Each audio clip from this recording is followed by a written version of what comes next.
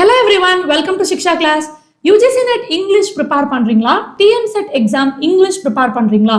நம்ம எக்ஸாம் உடைய overall paper structure எப்படி இருக்கு அண்ட் நம்ம எக்ஸாம்ல ஒவ்வொரு யூனிட்டுக்கும் எவ்வளவு வெயிட்டேஜ் கொடுக்குறாங்க, என்ன மாதிரியான கேள்விகள் கேட்குறாங்க, அதுல எந்த டாபிக்ல இருந்து ரொம்ப ரிப்பீட்டடான கேள்விகள் கேட்குறாங்க, 2020 நம்ம எக்ஸாம் எழுதுனதுக்கும் இப்போ எழுதுற எக்ஸாமுக்கும் எவ்வளோ மாற்றங்கள் இருக்கு அப்படிங்கிறத நம்ம தெளிவாக பார்க்கலாம்.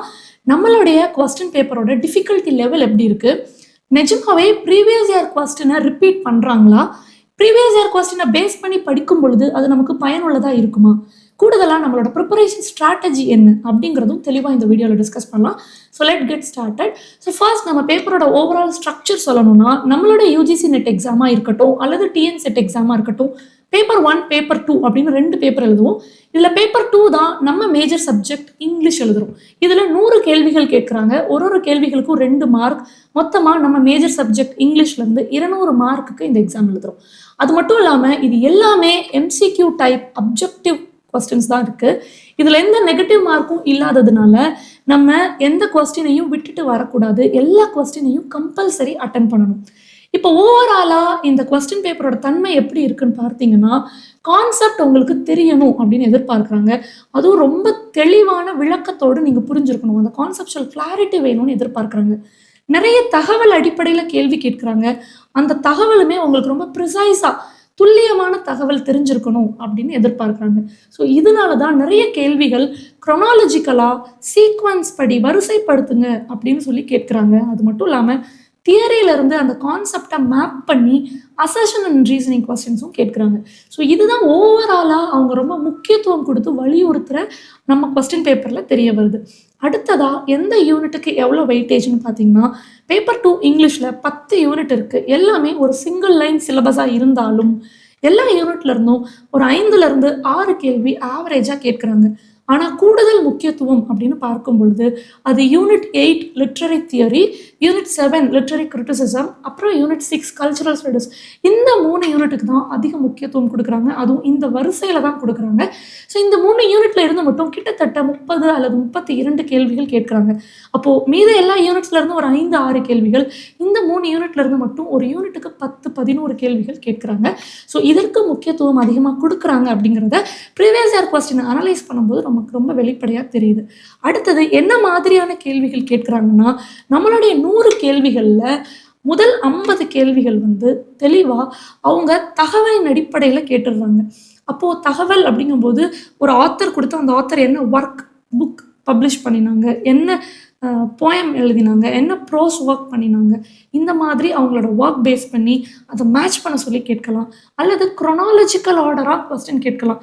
எந்த இயரில் எந்த ஒர்க் பப்ளிஷ் பண்ணினாங்க, இதை வரிசைப்படுத்துங்க, கால வரிசையின் அடிப்படையில் கரெக்டான ஆன்சர் சொல்லுங்கள், இந்த மாதிரியெல்லாம் அவங்க கொஸ்டின்ஸ் கேட்கலாம். ஸோ இந்த தகவலின் அடிப்படையில் கேட்கக்கூடிய கேள்விகளே 100 கேள்வியில் 50% நமக்கு இடம்பெறுது. அடுத்ததாக ஒரு 40% கேள்விகள் கான்செப்சுவல் கொஸ்டினாக தான் கேட்குறாங்க. ஒரு தியரட்டிக்கல் கொஸ்டினாக இருக்கட்டும், இல்லை கிரிட்டிக்கல் ஐடியாஸை கேட்குறதா இருக்கட்டும், அப்ளிகேஷன் ஓரியன்ட் கொஸ்டின்ஸ், நிறைய டெர்மினாலஜிஸ், அதன் பின்னாடி இருக்கிற அப்ளிகேஷன்ஸ், இந்த மாதிரியான கான்செப்சுவல் கொஸ்டின்ஸ் ஒரு 40 கேள்விகள் கேட்குறாங்க. அடுத்ததாக ஒரு 10 கேள்விகள் ரீடிங் காம்ப்ரிஹென்ஷன் எபிலிட்டி பேஸ் பண்ணி ஒரு பேசேஜ் கொடுத்து நம்மளை எழுத சொல்கிறாங்க. நம்ம யூஜிசி நெட் எக்ஸாமில் மொத்தம் 150 கேள்விகள் தெரியும். அதில் கடைசியாக இருக்கக்கூடிய 100 கேள்விகள் நமக்கு பேப்பர் 2 இங்கிலீஷ்லேருந்து கேட்குறாங்க. அந்த 51வது கேள்வியிலிருந்து 150வது கேள்வி வரைக்கும் நமக்கு அந்த பேப்பர் 2 இங்கிலீஷ் கேட்குறாங்க இல்லையா, அதுலேயும் குறிப்பாக கடைசி 10 கேள்வி 141வது கேள்வியிலிருந்து 150வது கேள்வி வரைக்கும் நமக்கு ரீடிங் காம்ப்ரிஹென்ஷன்லேருந்து தான் கேள்விகள் கேட்குறாங்க. இந்த 10 கொஸ்டினுமே காம்ப்ரிஹென்ஷன் கொஸ்டின் தான். இதில் 10க்கு 10 கொஸ்டினும் நீங்கள் கரெக்டாக போடணும். ஏன்னா இது அவ்வளோ இம்பார்ட்டண்ட்டான ஸ்கோரிங் ஏரியா. ஸோ இந்த மாதிரியான கேள்விகள் தான் நமக்கு எக்ஸாமில் கேட்குறாங்க. இதில் ரிப்பீட்டடாக கொஸ்டின்ஸ் கேட்குறாங்கன்னா எஸ், நிறைய யூனிட்ஸில் இருந்து கொஸ்டின்ஸ் ரிப்பீட் பண்ணுறாங்க. குறிப்பாக நான் drama, poetry, fiction, language and linguistic, cultural studies, criticism, theory, இதில் இருந்தெல்லாம் என்னென்ன கொஸ்டின்ஸ், என்னென்ன டாபிக்ஸ் அப்படிங்கிறது இங்கே கொடுத்துருக்கேன். இதை பற்றி டீட்டெயில்டாக சிலபஸ் அனாலிசிஸ் பண்ணி இன்னொரு வீடியோவும் தெளிவாக கொடுக்குறோம். அது டிஸ்கிரிப்ஷனில் நான் பின் பண்ணுறேன், மறக்காமல் போய் பாருங்கள். அடுத்ததாக நம்ம தெரிஞ்சுக்க வேண்டியது ட்ரெண்ட் எப்படி மாறுது. இப்போ நீங்கள் 2020-21 ப்ரிப்பேர் பண்ணியிருந்தீங்கன்னா history of literature, history of English லிட்ரேச்சருக்கு முக்கியத்துவம் கொடுத்து நீங்கள் ஒரு டைம் லைன் போட்டு படிச்சிருப்பீங்க. அதை பேஸ் பண்ணி தான் உங்களுடைய அந்த நிறைய இயரெல்லாம் மனப்பாடம் பண்ணியிருப்பீங்க. அந்த இயர் வச்சு தான் உங்களோட ஆன்சர் வந்து நீங்கள் சூஸ் பண்ணுறது, எலிமினேட் பண்ணுறது எல்லாமே பண்ணியிருப்பீங்க. ஸோ எக்ஸாம் ஹாலில் உங்களுக்கு அது ஞாபகம் வரணும், அந்த வருஷங்களை நீங்கள் திரும்ப திரும்ப படிக்கணும். ஸோ முற்றிலும் இது ஒரு டைம்லைன் பேஸ்டாக மனப்பாடம் பண்ணக்கூடிய ஒரு ஃபேக்சுவல் கொஸ்டின்ஸாக இருந்தது 2020-21 ஹெவிலி அப்படி தான் இருந்தது. பட் இப்போ 2025-26 உங்களுக்கு இந்த கொஸ்டின் எப்படி இருக்கும் அப்படின்னு பார்த்தீங்கன்னா, கான்செப்சுவல் அண்டர்ஸ்டாண்டிங்க்கு முக்கியத்துவம் கொடுக்குறாங்க, மல்டிபிள் ஸ்டேட்மெண்ட்ஸ் கொடுக்குறாங்க. அதில் ஸ்டேட்மெண்ட் 1 ஸ்டேட்மெண்ட் 2 கொடுத்துட்டு எது கரெக்ட் எது இன்கரெக்ட் அந்த மாதிரி கேட்குறாங்க.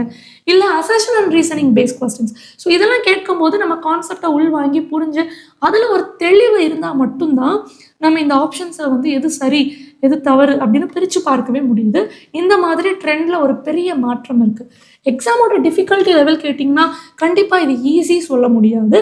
மாடரேட்லேருந்து டிஃபிகல்ட் நோக்கி தான் இந்த எக்ஸாம் நகர்ந்து போகுது அப்படிங்கிறது நம்மளால் பார்க்க முடியுது. ஏன்னா தியரட்டிக்கலாக டெர்மினாலஜி கேட்குறாங்க. ஃபார் எக்ஸாம்பிள் கல்ச்சுரல் இண்டஸ்ட்ரி அப்படின்னு ஒரு டெர்மினாலஜி. ஸோ இது வந்து நம்ம எவ்வளோ தூரம் நமக்கு வந்து டெக்ஸ்ட் ரீட் பண்ணியிருந்தா இந்த கொஸ்டின் நம்மளால் ஆன்சர் பண்ண முடியும். அடுத்ததாக பார்த்தீங்கன்னா, இதற்கு முன்னாடி நீங்கள் தகவலின் அடிப்படையில் படிக்கும் பொழுது, வருஷங்களை ஞாபகம் வச்சு படிக்கும் பொழுது ஏதாவது எலிமினேட் பண்ணுறதுக்கு வாய்ப்புகள் உண்டு. பட் இப்போது எலிமினேஷன் பண்ணுறது ரொம்ப வந்து டஃப்பான ப்ராசஸாக இருக்குது.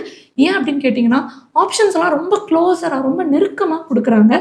ஸோ இதனால இந்த எக்ஸாமோட டிஃபிகல்ட்டி லெவல் இன்க்ரீஸ் ஆகிறது நமக்கு தெரியுது. அடுத்ததாக பியூர் இங்கிலீஷ் இல்லாமல் கொஞ்சம் இன்டர்டிசிப்ளினரி சப்ஜெக்ட் ஓவர்லாப் ஆகிறது நம்மளால் பார்க்க முடியுது. அவங்க சிலபஸ்க்குள்ளே இருந்து தான் கேள்வி கேட்குறாங்க. எந்த ஒரு டாப்பிக்கையும் நம்ம சிலபஸ் அவுட் ஆஃப் சிலபஸ்ன்னு சொல்ல முடியாது. பட் எல்லாமே இன்டர்டிசிப்ளினரியாக இருக்குது. நம்ம ஏன் வந்து சிலபஸ்க்கு அவுட்டுன்னு சொல்ல முடியாதுன்னா, நம்மளோட சிலபஸே ஒன்லைன் தான். There is no exact boundaries for the syllabus. So எந்த கேள்வியுமே இங்கிலீஷ் பொறுத்த வரைக்கும் நம்ம அவுட் ஆஃப் த சிலபஸ் சொல்லிட முடியாது, அவுட் ஆஃப் த பாக்ஸ் அப்படின்னு சொல்ல முடியாது. பட் இன்டர்டிசிப்ளினரியோட ரொம்ப கோரிலேட்டட் கொஸ்டின்ஸ் இருக்கிறது நம்மளால் பார்க்க முடியுது. ஸோ இதுதான் நம்மளுடைய ஓவரால் எக்ஸாமை மாடரேட்லேருந்து டிஃபிகல்ட்டி லெவலுக்கு கூட்டிகிட்டு போகுதுன்னு சொல்ல முடியும். So previous year question repeat பண்ணுறாங்களா அப்படின்னா, டேரெக்டாக எந்த ஒரு ப்ரீவியஸ் இயர் கொஸ்டினையும் அவங்க ரிப்பீட் பண்ணுறது கிடையாது. ஸோ ப்ரீவைக்யூ நோ ரெப்படேஷன் அப்படின்னே நம்ம சொல்ல முடியும். ஆனால் அந்த கான்செப்டை அவங்க ரிப்பீட் பண்ணி கேட்குறாங்க. குறிப்பாக லிட்ரரி தியரி, லிட்ரரி மூமெண்ட்ஸ், அதில் இருக்கக்கூடிய அந்த ஐடியாலஜி, அந்த கான்செப்ட்ஸ் எல்லாம் அவங்க அந்த அந்த ஐடியாஸை மட்டும் ரிப்பீட் பண்ணி, அந்த கான்செப்ட்ஸை மட்டும் ரிப்பீட் பண்ணி வேறு வேறு ஸ்ட்ரக்சரில் அதே கொஸ்டினை எடுத்துகிட்டு வர்றாங்க அப்படிங்கிறத நம்மளால் பார்க்க முடியுது. ஸோ என்னதான் ப்ரீவியஸ் இயர் கொஸ்டின்ஸ் வந்து உங்களுக்கு நேரடியாக ரிப்பீட் ஆகாட்டி கூட, ப்ரீவியஸ் இயர் கொஸ்டினை அனலைஸ் பண்ணி அந்த கான்செப்ட்ஸை ரிவைஸ் பண்ணி அதை பேஸ் பண்ணி நீங்கள் ப்ரிப்பேர் பண்ணுறது எக்ஸாமுக்கு ரொம்பவே பயனுள்ளதாக இருக்கும். இது ரொம்ப அடிப்படையான ஸ்கோரிங் ஸ்ட்ராட்டஜி அப்படின்னு கூட நம்மளால் சொல்ல முடியும். அடுத்ததாக நீங்கள் ப்ரிப்பரேஷன் ஸ்ட்ராட்டஜியில் என்ன பண்ணணும்னா, என்னென்ன டாப்பிக்கு அதிக வெயிட்டேஜ் கொடுக்குறாங்கன்னு தெரியுது, என்னென்ன டாபிக்ஸ் நமக்கு ரிப்பீட் பண்ணுறாங்கன்னு தெரியுது.